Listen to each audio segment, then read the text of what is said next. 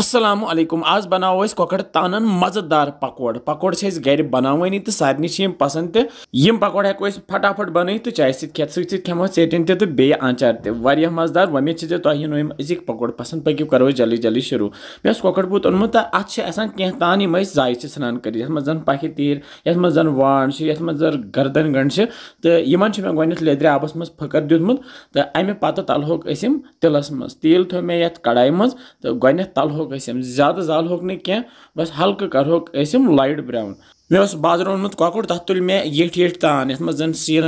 By गोड तो अत हुरे पे लकट लकट तान तो यमन बनावो आज पकोड़ तो यम कोकड़ तान आय वन तलन यम कड़होक फिलहाल नबर तो त्रोक ये बानस मज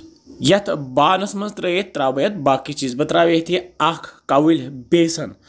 तो बे त्रा ये तुमल ओट यह त्रा अत ओड कवल तो हेक्यू तुमल ओड बगर तह बन तो बे त्रा ये दानवल पाउडर चमच बे त्रा चाट मसाला पाउडर ओड चमच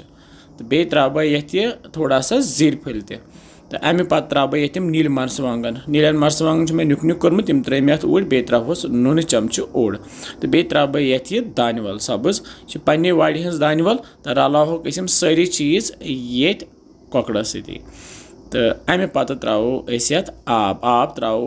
ठुर ठुरथी न गि ज्यादा तोन बन न गि ज्यादा मोट बन मोट मोट बैटर बनावन क्या बनावान तलने कोकड़ तानन यम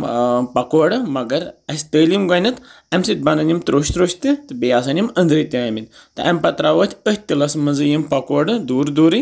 तो अस तलहोक वन करहोक डीप फ्राई तुत काल तलन युत काल वन यम त्रोश त्रोश वजल वजल गसान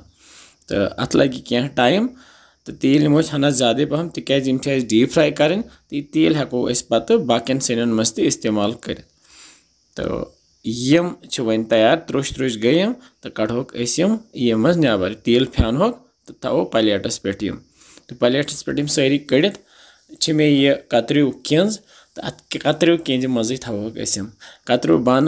ब्रोह काल इस्तेमाल कर वन गमित मश्ती मगर कतरु बानन मज अलग मजा लगान तो सती थो सब्ज सब्ज चटन यह मे दानवल पुदनस तो बे नीलन मरसवांगन चटन बनोम बे त्रोमुत नून प्यूंत ओड ते घर कुली आचार तो यह गरी बनान यह आचार थो पकोड़न सती तो खेमो गर्मा गर्म अगर चाय तैयार तो तस तस चाय चमो पकोड़न से मज़ लगे इंशाल्लाह उम्मीद तुम आसो अजिक कोकड़ पकोड़ पसंद आमित तुम बनाइजो बे वन कमेंट सेक्शन मज क्या पसंद तुम सान रेसिपीज इंशाल्लाह समको बे जल्दी बिहो रबस हवाल।